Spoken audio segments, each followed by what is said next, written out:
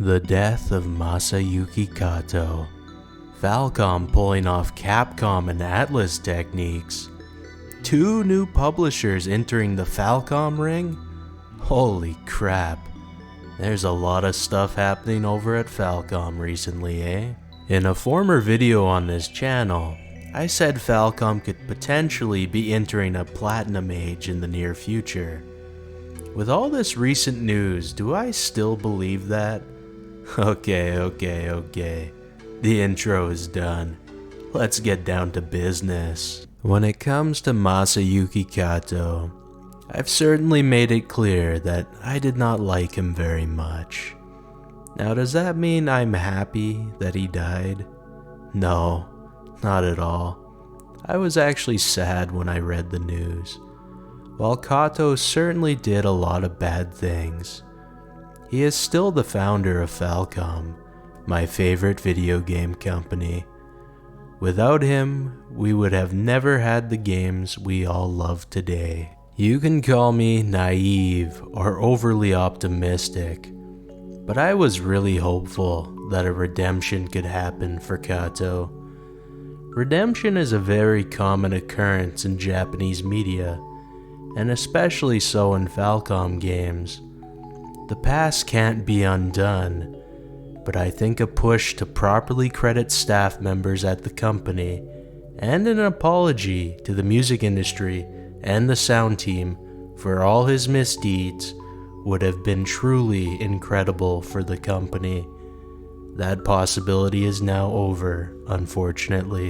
While Kato stepped down from being the president of Falcom 2 decades ago, he was still a massive force of influence for the company and was heavily involved with the direction and decision making. With his passing, it's not at all a stretch to say that massive changes are coming in the future here for Falcom. I can't say for certain what will happen, but the possibilities of the company's future are insane now. But what I'm most curious about for now is in regards to the sound team. Is this event going to lead to a future in which Falcom can actually hire new composers without a miracle? Is Unisuga going to come back to composing? We shall see what happens. East 10 Proud Nordics. Oh man, on one hand it's exciting that an already great game is going to be made even better with many enhancements. But on the other hand, it's frustrating, especially for those outside of Japan who just bought and played East 10 very recently. The sting of this could be lighter if Proud Nordics is made as a DLC upgrade. But I have a feeling this is very much so going to be a Capcom Super Street Fighter scenario of the past, or a Atlas Persona 5 Royal situation, where the only way to get these enhancements is going to involve many of us having to repurchase the game again. Now, this isn't the first time Falcom have done this before.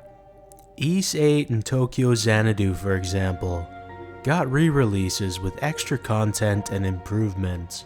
However, this was a lot more forgivable, given that the original versions were made on the PlayStation Vita, which was dying at the time, and it can be assumed the extra content wasn't in the originals due to the limitations of the Vita. Proud Nordics doesn't have this luxury, however, and the frustrations I've seen in the community about this are well warranted.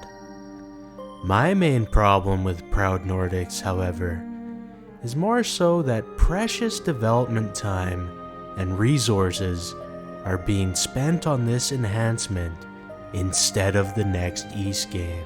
Apparently, Ys 10 Proud Nordics is a stepping stone to put the development team on course for their 2 games a year planned schedule.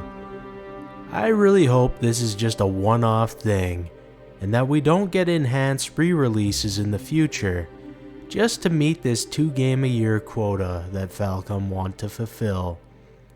We shall see, but I am definitely a bit concerned overall. Making people nervous about purchasing a game because there might be enhanced re-release of the game in the future is not good. Please don't continue this practice in the future, Falcom. Oh boy, the Trails in the Sky remake.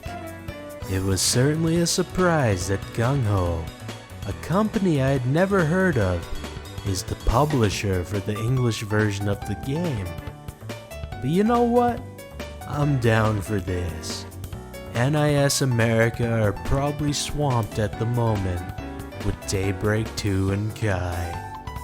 Trails in the Sky Remake is the first game I know of that is going to be a worldwide release for a Falcom game, and that is super excited.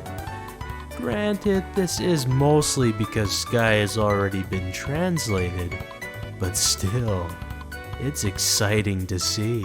It's even going to have an English dub. I can only hope they end up getting most of the original cast of voice actors.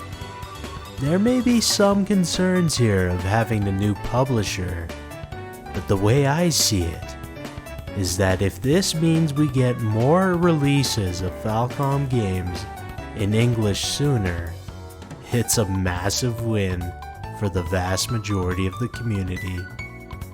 I'm totally down for Falcom working with more publishers in the future overall. Gung Ho isn't the only new publisher Falcom is working with here though. Refined Games is going to be releasing East vs. Trails in the Sky officially in English soon here, which is exciting to see. Granted, Refined Games is using the Geofront translation as a base to work off of, but it's still a massive win overall.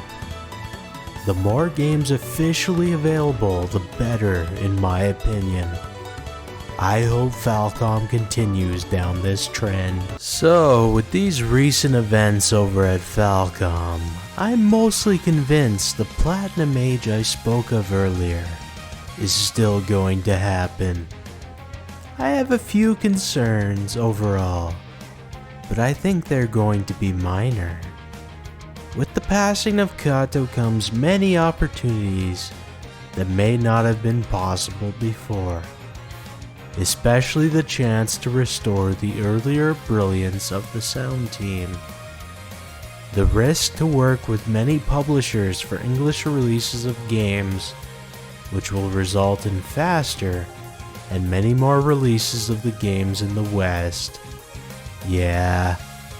Overall, I think the future of Falcom is still very bright, but we shall see. Alright. If you enjoyed this, check out my other videos. Also, I used to stream on Twitch, but I have switched to streaming on YouTube. Catch me live if you can on this channel. As per usual, if you have made it this far, thanks for watching. I'll see you around. Have a good one.